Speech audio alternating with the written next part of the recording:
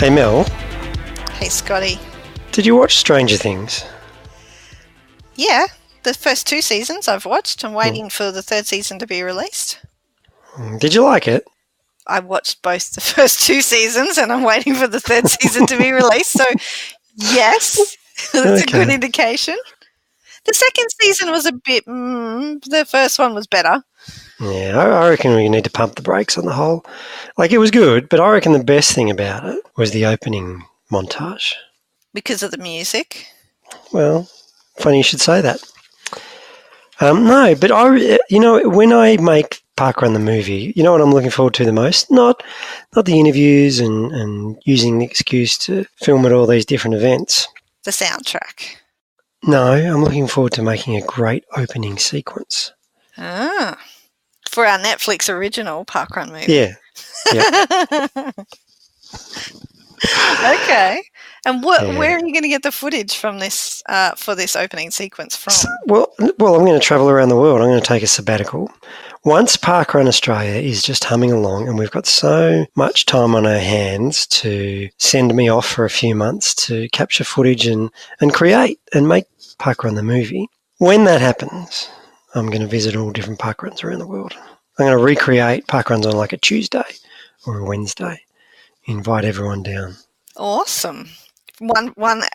So shots from every country, I'm assuming, at least. Yeah, it has to be. It can't be Parkrun the movie just shot in Australia. It's not like they're doing that with the Hollywood movies now. They're all made on the Gold Coast, apparently. Are they?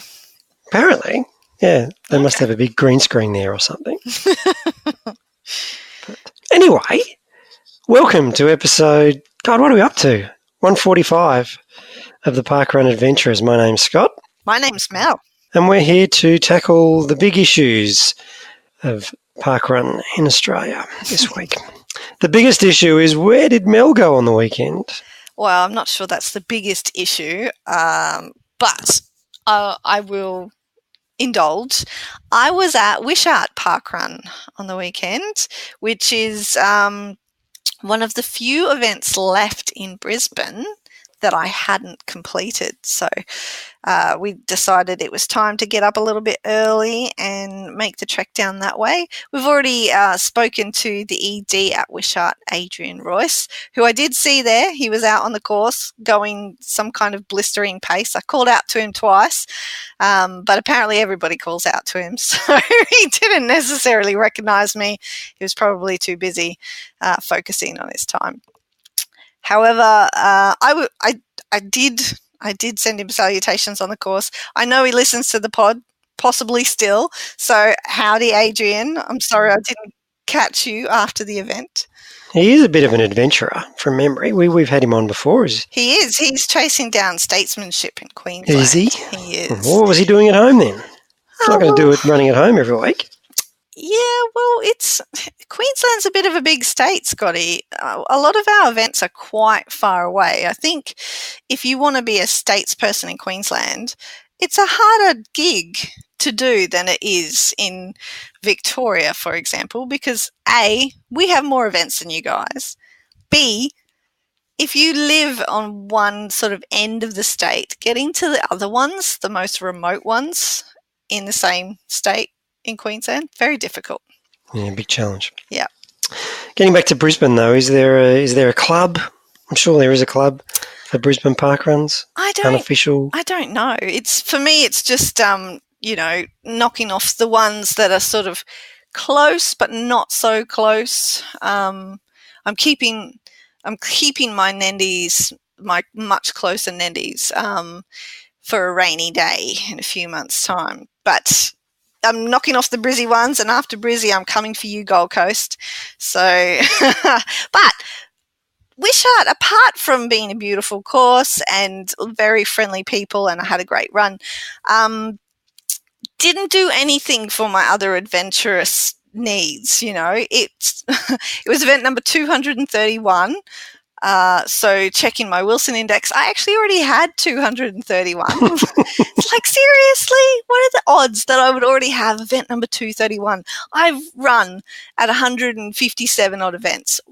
now I've run at event number 231 twice. So that was a bit useless. I should have timed it a little bit better. I also didn't get a bingo number. I've still got 3 bingo numbers to get, and I did not bag one of those this week, although I did over the festive season grab a couple, which was great. But it did, you know what it did do, Scotty? It took my total, I've got total to 22. That's wrong. It took my total to 72 on what I've just realised is the me list, the ME Mel Urbacher / most events list. Streaking ahead of a certain co-host of a certain podcast. Okay, well, are we putting this back on the agenda? It's never been off the agenda, Scotty. I think we did call a truce at the end of 2017, didn't we? We had a competition. Who was going to get to a certain amount first? Who was going to get to 50 first, but that's not where it ended. Okay, it's back on. But if we are... None of this Australia business. If we are looking at the most events list, and Danny mentioned it in his podcast, and I know you've been catching up, so you know what I'm talking about. Don't look at the Australian list. We're global, so we need to include all our global events as well. So who's in front now? Well, see, this is the thing. Now you've changed your tune to suit the stats, because previously we've had conversations about this off air, and previously you've gone, no, we only count Australia. No, we need to mix it up. If we're gonna reignite this battle, we need to change it a little bit, and let's make it global. All right. Well, let me just double check in that case, because it's got to be close. I forgot. Yeah, you went overseas last year. I forgot about that. I've got to scroll down the list a little bit further to find you. Hold on. Still scrolling. So I am on 100 and... No, that's not right. So I would be technically on 74. And then Scotty, you would be on 73. Oh, there you go. See, it's already more interesting. Because you just made up 3 positions. Yes. Great. It's on. Oh, okay. Now the competition is hot. Oh, far out. I was getting a nice comfortable lead on you there. Thanks, Danny Norman. Thanks a lot. Hey, well, I didn't make any ground this week because have you finished your Wishart wrap-up? Yes. 5-star review? What are we giving it? Can we start a rating system? Ooh. That will annoy a lot of people. Let me guess. You're giving it 5 out of 5. No, don't go there. I had a great morning. It was a beautiful, and Wes gives the park afterwards 5 out of 5.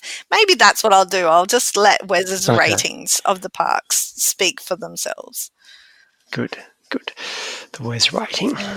Tell you what, though, the bagel afterwards was excellent. A bagel? Yes. That's a bit fancy. I know, but, sometimes I just don't want eggs for breakfast. Sometimes I just don't want, the whole big cooked shebang. I just want something a bit smaller and more digestible, easier to eat in the car. Bagel hit all the right spots. Where were you? What did you do? What were you up to? I was back at home. It's been a long time since we're back at home and weren't really motivated to go anywhere. So sometimes we just wanted to keep it local and catch up with our mates. Westfold's been around for over 5 years, so we've got people hitting 250 milestones, and that happened at Westfold's on the weekend. But yeah, great morning at Westfold's. Lots of people to chat to. And it's a big event now, Mel. I mean, we've pumped a lot of people into parkrun in 2019, and Westfold's has enjoyed a little bit of a bump. Awesome. In attendance, which is good, but it pushes it.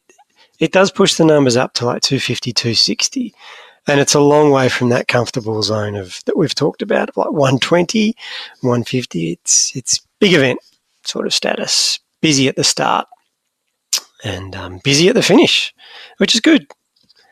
Awesome. Well, I mean, it's also given you a lot more opportunities to meet more people.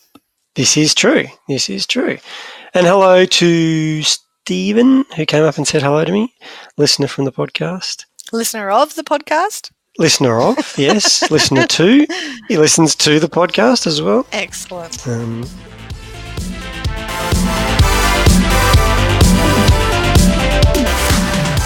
2018 they disappeared, but we wanted to bring them back for 2019.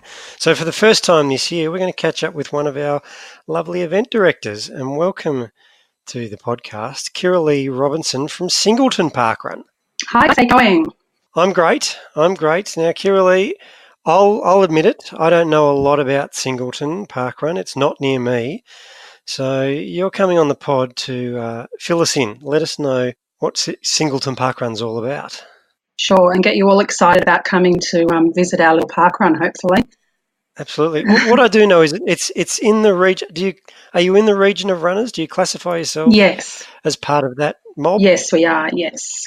Okay, so you're in that area. Tell us about Singleton Parkrun, the course and where it is and all that sort of stuff. Yeah, so we're probably about an hour from Newcastle. We're half an hour from Maitland. Our course is out and back course, so it's a bit of a mix. We've got some concrete paths and a bit of grass, a bit of dirt, few little hills in there, although I would call them hills. They're probably just little rises. Depends on how used to hills you are. We run along the beautiful river, which is lovely. The big playground for the kids for afterwards in the park. We've got probably average around 75 park runners a week. It sort of varies depending on the weather, I guess. And we get a really good range of participants. We've got a lot of young kids that come along. We've also got a lot of older people that come along too. So we've sort of got a bit of everything, all ages, all fitness levels. So it's a really great atmosphere, a great community that we've got there.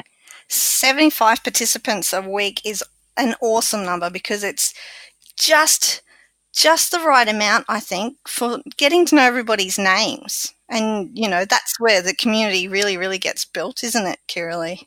Yeah, definitely. Yeah, it is a really good number. You haven't got sort of too many that it's overwhelming.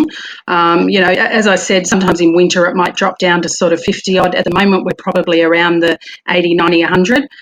But yeah, you've got those regulars that come along every week. But then you've also got those first timers that you've got time to have a chat to as well, with it being, you know, that good number of participants. And among your regulars, do you have any, you know, real characters that make Singleton Parkrun what it is? Probably our most inspiring local park runner is a gentleman who comes along every week. He's in his late 70s, always been a runner all his life. He started having some health problems probably 12 to 18 months ago and required a bit of assistance from his parkrun community. And he was really close to his 100th parkrun at the time and was determined to get there. So as a community, we sort of did everything we could to help him reach that goal. You know, made sure he had someone with him when he was running and walking. So it was quite a huge thing when he finally got to that goal. When he wasn't feeling well, he'd always come along and volunteer as a marshal for us. And yeah, we finally did his 100th parkrun. It was huge. We all lined up and everyone was cheering, and there was actually a bit of a spot in the local paper about it as well, which was great. So yeah, he's on about 133 parkruns. So he's got no health problems and he's better and he's doing great. But he's probably the one person that anyone that comes to Singleton Parkrun regularly would recognise him. Yeah, he's great. What about you, Kirrilee? I'm sure plenty of people recognise you. How did you get involved in parkrun?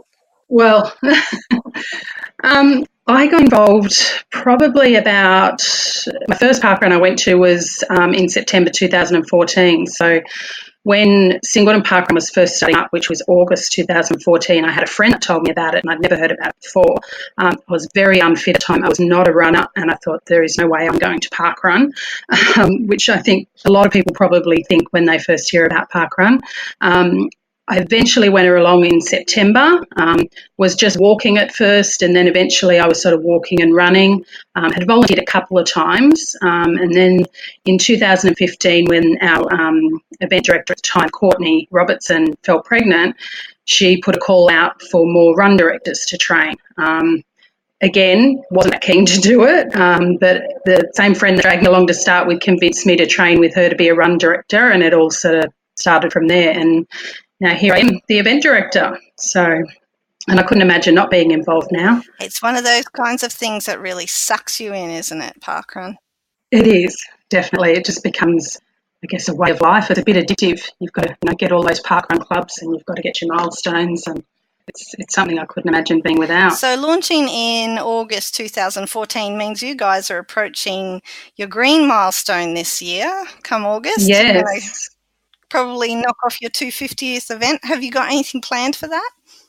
We haven't sort of thought about it as yet. It's still a little while away, but I'm sure there'll be lots of cake. We usually try and do a dress up for our birthday, so we'll have to try and get a theme going for a dress up. And most of our park runners love the dress up. We always have some really good people come along with their costumes on and ready to celebrate. So it'll be great. Do you get a chance to tourist to other events, Kirrilee? Have you sampled any of the other events in the region of runners, for example? Recently, I'd only done 2, Singleton and Armadale, but in December I did Nolkabar Parkrun, which is in our region, and then for New Year's Day I did the double at Lake Mac and the beaches. So they were both great. The beaches was tough, really tough. I only walked that one. Lake Mac was absolutely beautiful on the lake there. I mean, the same with the beaches. You're on the beach and it's beautiful.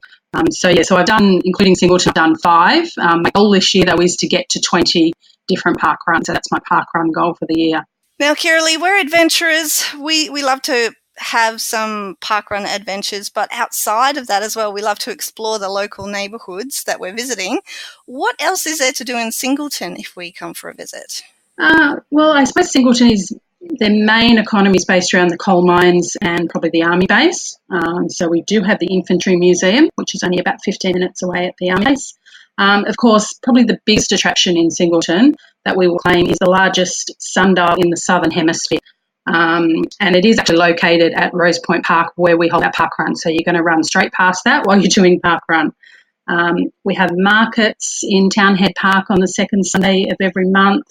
We're only about 30 minutes to all the wineries and Hunter Valley Zoo, and also less than an hour to Newcastle. So we're kind of placed really well to be out in the country, but also really close to everything as well if you're visiting us. Another thing we do have by is Lake St Clair. So that's a 34-minute drive, and Lake St Clair is great for camping, boating, fishing, all that sort of stuff. So you can always come and camp out at Lake St Clair and then come and see the Singleton Park Run. Awesome. The largest sundial in the Southern Hemisphere. What kind of size are we talking? Like, flying saucer kind of size? Or? Oh, yeah, not quite that big. I think initially it was the largest in the world, and then someone beat us in the hemisphere. So now we're just the largest in Southern Hemisphere. But I guess it's probably maybe 10, 15 metres tall. I'm just sort of guessing here. I don't have the stats with me, but yeah, it's pretty big. Does your timekeeper stand over there and just like wait for the shadows to move to 8 a.m. or are you a 7 a.m. start? We're an 8 a.m. start, yeah. No, I don't know whether anyone can actually read that sundial, to be quite honest. It's just a bit of a, there it is. Yeah. It's for large and decorative purposes. That's right, exactly right. Excellent. Kirrilee, thank you for joining us on the podcast this week. It's wonderful to have an event director back in the saddle on the microphone or the virtual, what do you call it, couch, the virtual podcast couch. We really appreciate you taking the time to speak to us and telling us all about your parkrun at Singleton. No worries. Thanks for asking me. It's been great.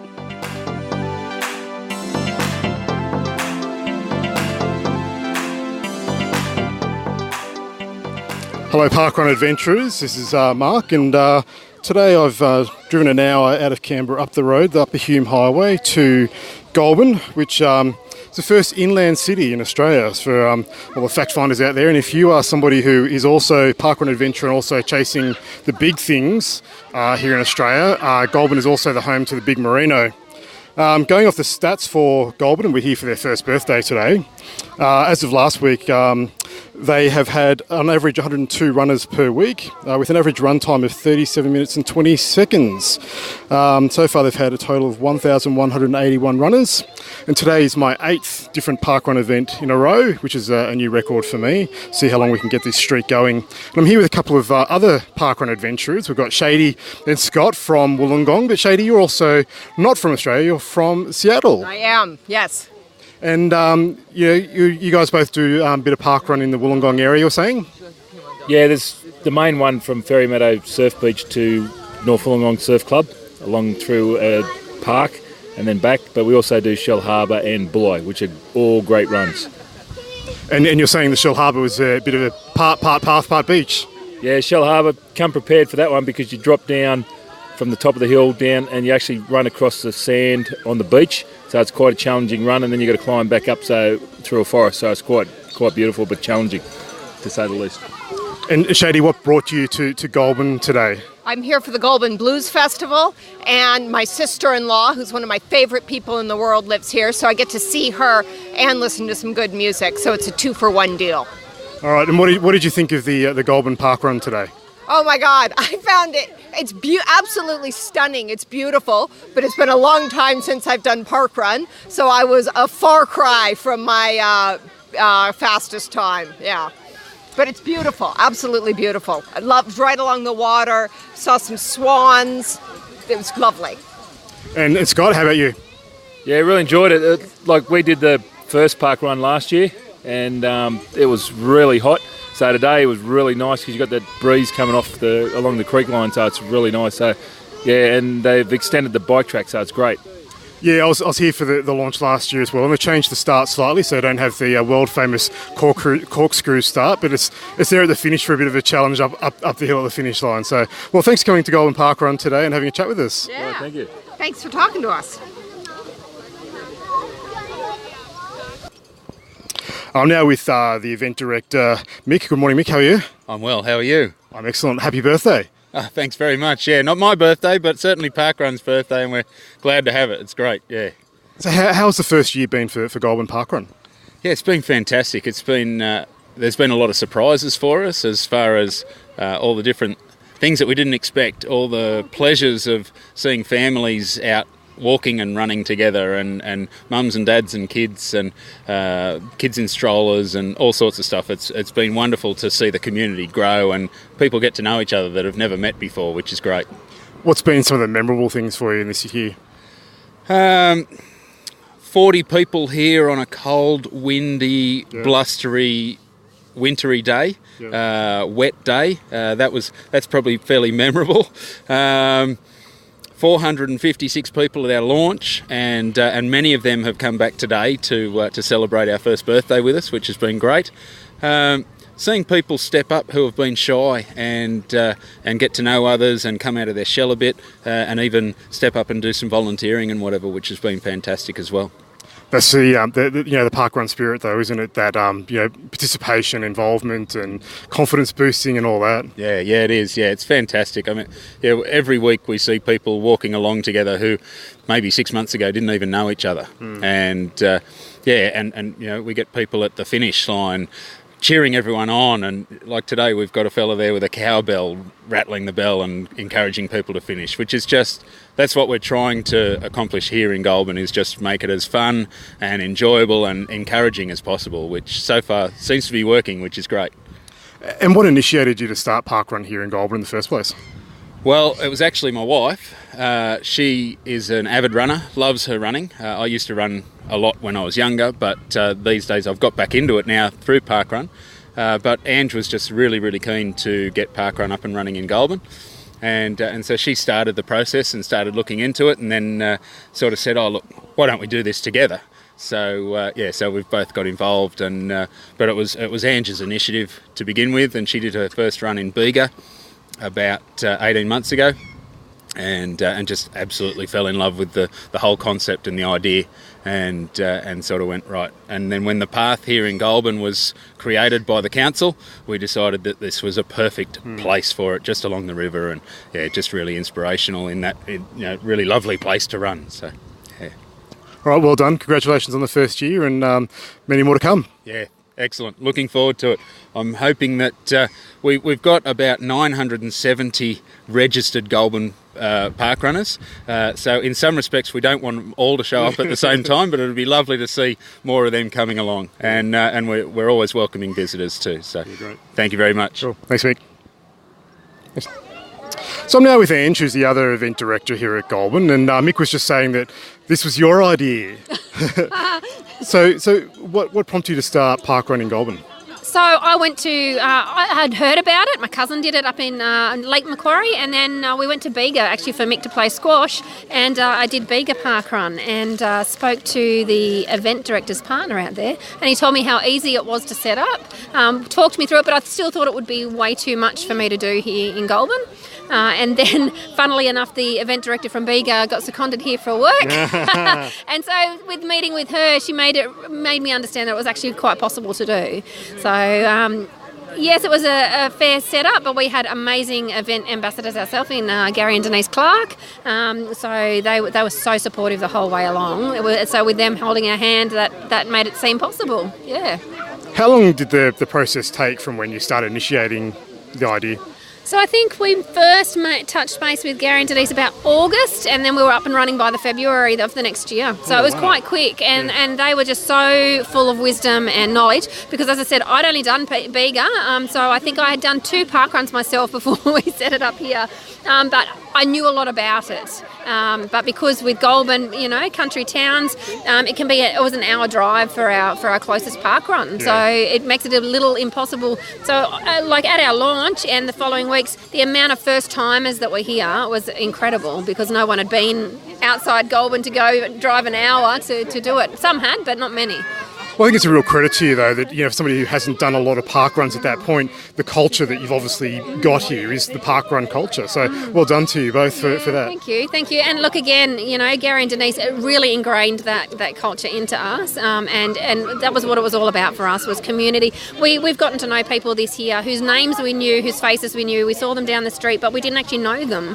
So it's been great to get to actually know a lot more of our Goulburn community. And we, I think it was at our launch, we had an older guy come along, and he just said, I walk this path every morning, and now he has the second most PBs out of our whole parkrun community for the year. So he's improved himself every week, and from someone who I'm not sure of his age, but he used to walk it, and now he's running it. And like for us, that's what's exciting. It's the community aspect of it that's just so exciting for us. So yeah. Fantastic. Happy birthday, and looking forward to many years to come at Goulburn. Thank you very much, Mark. All right, that's Mark out from Goulburn, and we'll talk to you next time on Parkrun Adventurers. It's a good thing most of our listeners are based in New South Wales because it's been all about New South Wales this week, Mel. Catching up with Kirrilee, and now Mark was at the Goulburn anniversary and enjoying all the big things in life. We've got quite a few park runners out there that enjoy the big things when they travel around on their adventures. Have you noticed? I've seen many posts in the tourism group. Really? Yeah. I mean, obviously, you come to the sunny coast and you've got to take in the big pineapple, which is just like an icon. But yes, well, you did it when you were here. Yeah, I did. Yeah, I wouldn't, icon, one way to describe it. Oh, look, it is my spirit fruit. You know how people have spirit animals? Pineapples are my spirit fruit. So, okay. I mean, if I was going to live anywhere, where else could I possibly live but within stone's throw of the big pineapple? But yeah, I've seen pictures of the big shrimp. I've personally visited the big banana when I went down to Coffs. There's just all the big things. There should be a big thing club. I'm sure there will be by the end of this episode. Someone will have come up with it. I've been to the Goulburn Parkrun. I went there. I did a freedom run there before it even launched. And we drove past the big merino. Did you stop and take photos? No, I'm not. No, not really my thing. Even though I went You're to not big on the big things. No, not really. Okay. Really. Each to their own, I guess. Yep. Speaking of anniversaries, we don't have any launches this week, but we do have a few Annies coming up. Lots of them in Queensland, and then, almost an equal amount in Victoria. Okay, let's roll through a couple of them. Dalby in Queensland, Kirra in Queensland. Now, Plantation, we've got them listed there, but I don't think they're going to be going ahead. They're underwater. Their chances are they're going to be cancelled. So probably that means there's an equal amount of Queensland and Victorian anniversaries. Hoping that all the floodwaters are receding and the cleanup doesn't take too long for all our far north Queensland parkrun friends and family. It's been a bit of a crap time up there. But we've got some anniversaries in not New South Wales. Where do you live, Scotty? So I did the Queenslands one, but I'm saving one, Mel. I'm saving one. You are. So you do the Vic ones. All right. So there's Darebin and Rosebud and Wyndham Vale, all celebrating their anniversaries. Yep. We're going to get to Rosebud soon, but there's one that we've left there because if you go back to episode 1, Mel, all the way back, way, 144 episodes ago. Very timely when we brought back the ED interview. The very first ED we interviewed was Liv Cube, who was launching Cirame, or had launched. Had she launched? No, we were talking to her ahead of the launch because, we recorded in the week leading up to it, I think. Yeah, because she was excited. She had plans. The reason I'm talking about it so profusely is because you and I are going to visit there on Saturday, if everything goes to plan. Everything will go to plan. What could happen? Throwing the gauntlet out there to the universe. Don't make things happen. We want to go to Cirame on Saturday, please. We do, and it's their anniversary, so what better occasion to combine parkrun with a bit of an adventure. And you'll be on my turf, Scotty. Yep. Now meanwhile, yeah. When are we going to get to our flashbacks this week, Scotty? Now. Now? Here we go. Take us back, Mel. I mentioned Rosebud. So there's a little hint for you. This week in the time travel flashback segment, we're going back to December 29 and the New Year's Day parkruns. Back to 2018 and then the very first day of the new year. Where were you, Scotty, on the 29th of the 12th, 2018? Not a new event, but still a great morning. I visited Gardeners Creek. I am the event ambassador for that event now. So I'm just... Are you? I didn't know you were an ambassador for any of the events. I am. Well, there you go. You're a multitasker. Yep. So Gardeners Creek, it's reasonably local to me, which is handy and great event. But then where were you? Let's do December 29th. Well, because I've talked about Gardeners Creek before. You have, yes. I was still working on my goals for 2018 on the very last weekend of 2018, the 29th of the 12th, and I got in my 20th different event by the skin of my teeth at Kelvin Grove Parkrun, which is another Brizzy event. And ironically, it's not really ironic, but in a lovely case of serendipity, the full Queensland Channel 5 news crew was there. And not even, I know, right? Not even pre-planned. Lyndall dropped me a message on the Friday night and said, hey, I think I remember you saying you're going to be somewhere in Brisbane tomorrow where you're headed. I might want to work on my P index. And I said, well, Kelvin Grove. And she said, that's perfect. I'll see you there. So that was sort of premeditated. But then who else do we see when we pull up to take a park but the wonderful David Moss, just wandering down the street? And it's like, well, he must be here for parkrun too, because what are the odds? And he was. And completely random. If we had realised he was going, he could have got to live with us and not having to drive his own car. We could have been the chauffeurs for Dave that week. But it was lovely to see them. And there were some other adventurers that were travelling around with them that we had breakfast with afterwards, which was really nice. I had actually picked Kelvin Grove that weekend specifically because I thought it was going to grab me my Wilson index, number 38. Turns out, no. I was off by a week somehow. I must have looked at it a few weeks earlier and just miscounted the weeks up. whatever will. You're really focused on this at the moment, aren't you? Well, yeah, you know, become a slight obsession. You've got to have goals, Scotty. Yeah. You've got to have goals. But getting back to that, you were worried about reaching this goal, and you got there. So yes, pat on the back, Mel. Well, that was the only one I was able to redeem for the end of the year last year. So I was happy to get there for that 20, and I'm on track for my 15 this year. I think I'm going out hard at the start of the year to make sure it happens, and not leave myself in such a tight spot come November, December this year. So, yeah, but what does SWB stand for? I've been writing acronyms in my single white barcode, single white barcode. I don't know. It means something which has got something to do with something at Stopwatch Bingo. I got my. You are obsessed with these challenges. I got my 46 second at Stopwatch Bingo, and you know what? This is funny because you know how you could technically try to manipulate the results by slowing down or speeding up when you get to the end. You know, if you're really accurate with, you think, starting your own timing device with the stopwatch person when they say go. Well, this is what I thought I was doing. People might look down on me for manipulating the results and trying really hard to get a stopwatch bingo. But damn it, you know, I have lots to still get through, or that's what it felt like anyway. And so I was desperately trying to get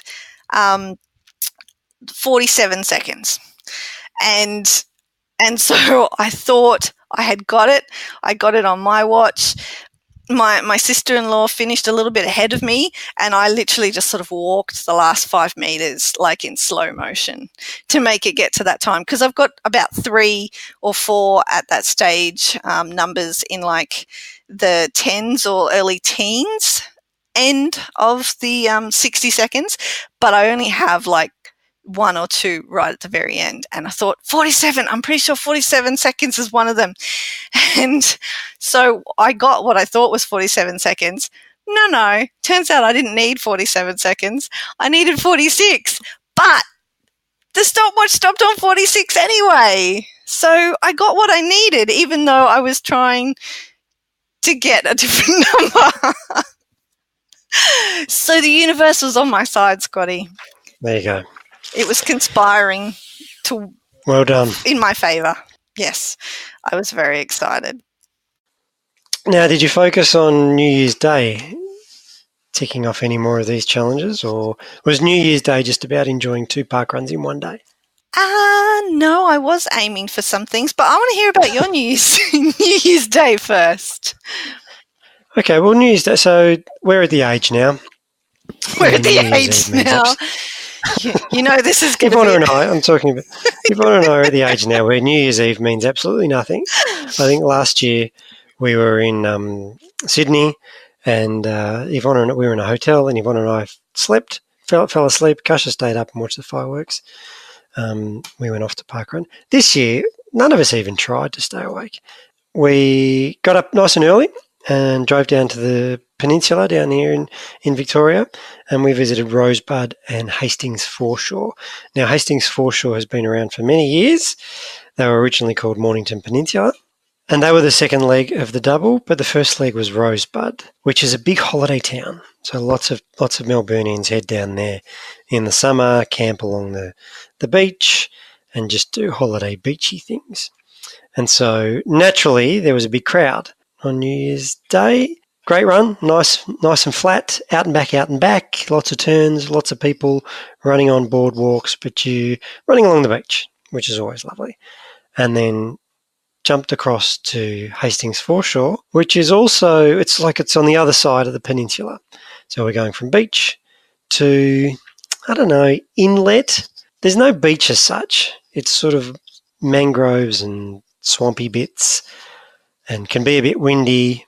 But the thing about both these events, great community at both these events, and these are events that have been born out of each other. So a lot of the people that were going to Hastings Foreshore when Rosebud started up, that was naturally their closer event. So they've just migrated over there. And so as a coming together, a reunion of old and new park runners that knew each other but hadn't seen each other for a long time. So the breakfast in the cafe afterwards was very joyous. And I was very lucky to spend it with our ambassadors down in the area, Nadine and Kieran. It was just lovely. It was just lovely, really. Again, nice community, nice events, hot weather. It was warm. It was warm on New Year's Day down that way. So by the time the second event was finishing up, it was a little bit uncomfortable. In fact, by the time the second event was starting, it was getting a little bit uncomfortable. And I was running with Kasha at the second event, and we just couldn't do it. What time did the two events start for you in Victoria? I think it was I should check this. I think it was a 7 and a 9:30. Wow, 2.5 maybe hours sort between of the two. combination.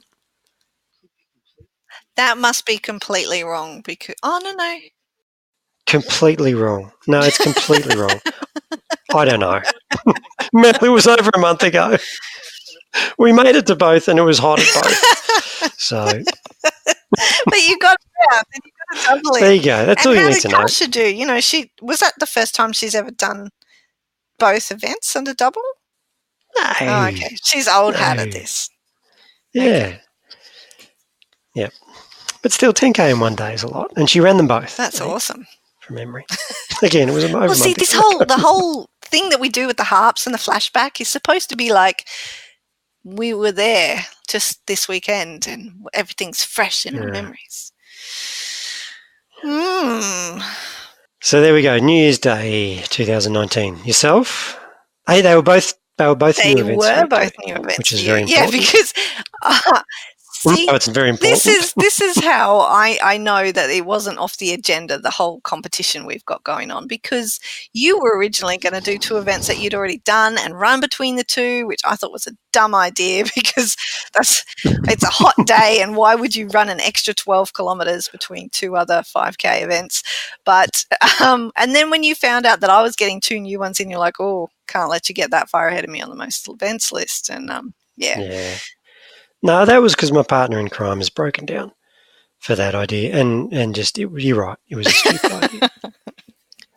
Look, for those people who enjoy doing that sort of crazy stuff, more power to you. But, yeah, not how I want to be spending my New Year's morning.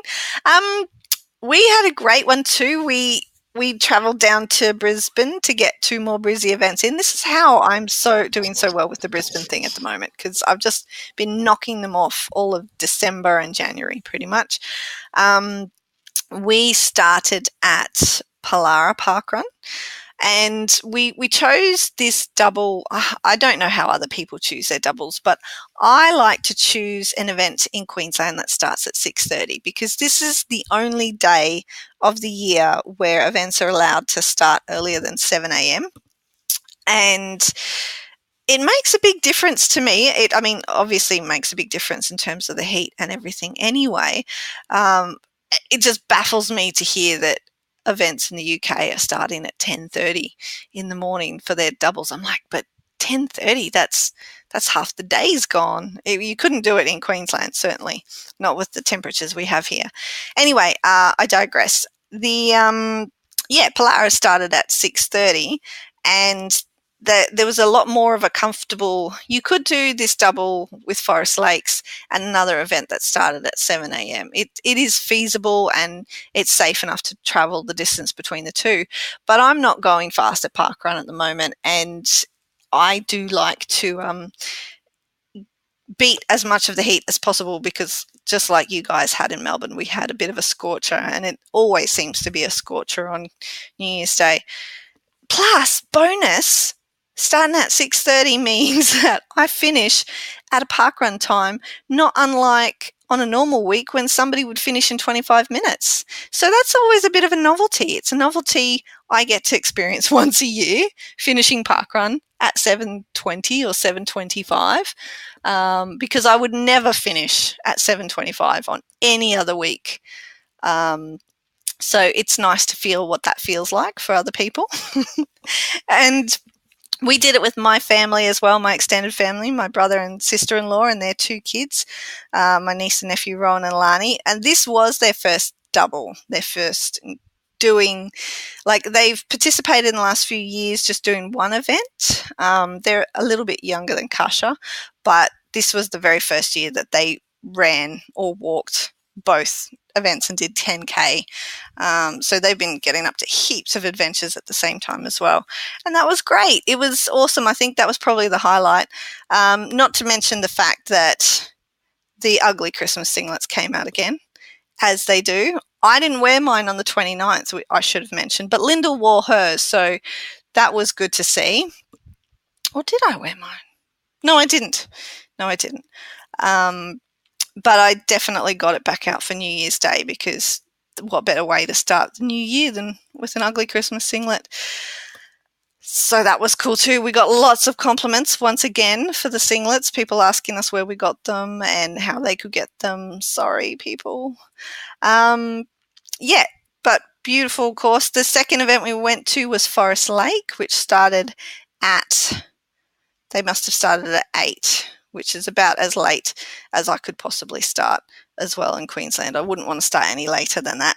And fortunately, it was a really lovely shady course, which really helped. And both events had, I think, course attendance records. It was just insane. And for Forest Lake in particular, you know, on a normal week, they, I'm not sure what the average is exactly, but it, prior to the end of last year, you know, they were getting 70 on most weeks. New Year's Day, they got 500, which just obliterated. That's a big bump. It just obliterated their course record. Since then, like this year so far, like the last 6 weeks we've had, they've been up in the 120s, 150s, which is nice to see. So hopefully a whole bunch of those people who went for the first time at the double, you know, were people who were like, I want to try out this parkrun thing, and it's local to them and they're sticking around. So that's really great to see. But the team were incredible. They just managed it like it was an every week thing. I was so impressed, and I'm always impressed when the volunteers can cope with that kind of difference, because that is, you know, if you've got 70 parkrunners on a normal week, you have like one barcode scanner. But to be able to cope with the numbers coming through, and even for a timekeeper to cope with just the volume of people crossing the finish line, it's just incredible. And our results were bang on, you know, you couldn't fault them. So that was very incredible. And then you've got Palara as well, where we started at. On the 29th of December, they had 26 participants. Their average, which has probably been bumped up quite a lot, their average is 33 runners, and they had 318 on New Year's Day. Well, look at you go with the stats. One thing we've liked about Mark and his roving reports is the way he's introduced the stats into it. But look at you. He's obviously had an influence on you.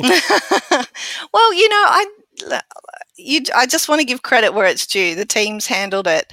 Like, it's one thing to get up early on a public holiday and go for a run, which I indulge myself every year. I don't volunteer on New Year's Day. It's kind of my guilty, selfish indulgence to go and just participate.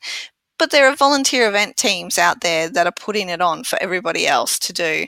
And to be able to do that and to do it so beyond what is normal and expected of their normal weeks is just incredible. So thank you. I want to say thank you to both teams at Palara and Forest Lakes for a wonderful morning. Best possible way to start the new year. Had such a great time. Family, new friends. It was awesome, and they did a great job. And also, you know, all the event teams, there were so many records fell that morning. It's just insane. So yeah, great job, guys. It was a big morning. So that was week 2 of our Flashback Time Travel series. Tune in next week, Mel. What are we doing next week? It's January the 5th or something like that? Yes, it is. Yeah. Okay, can't wait. Now, so that's going to wrap up our episode this week. I want to mention, I really wanted to bring back the Poem Zone, and we had an entry from Eden at Roosevelt Island. Mel's banned it, so... I have not banned it. You banned it. Just like I wouldn't allow people to reorder. But I have not banned Eden's poem from Roosevelt Island. Okay, well, this has been a long outro in the end, so we're going to bump it. And who knows, the Poem Zone may still come back. But if it never does, thanks guys, for your entry. That came in over the Christmas period, and I didn't want to let it go by without mentioning it, that the Poem Zone is still alive and well. Maybe. Maybe. But thanks, Mel. Thanks for episode 145. Catch you next week for 146. Yeah, where we will both know where we park ran together. So that could be an interesting episode.